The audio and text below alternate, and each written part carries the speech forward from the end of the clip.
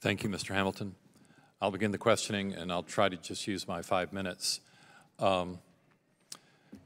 Ms. Gordon-Haggerty, I have a number of things I want to ask you.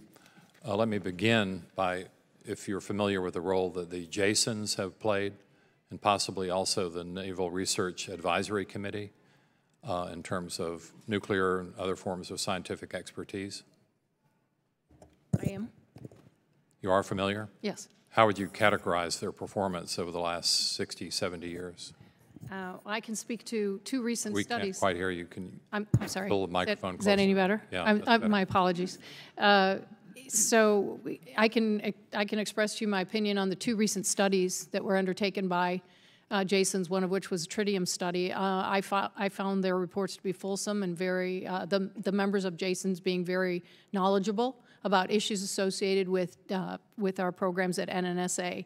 I can't speak to the history of the 60, 70 years of JASONs, but I can tell you that they are rich in history and their technical expertise is sound.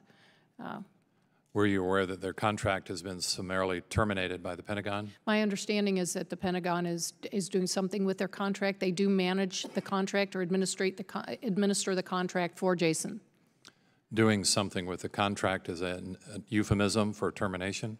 My understanding, again, I haven't looked into it. I've actually asked my staff, Chairman, to look into it to see what's happening because we do have some studies that we're undertaking with JASON, so we want to make sure that if there are some issues associated with contract management, that somebody handles that because we do have some ongoing studies with JASONs.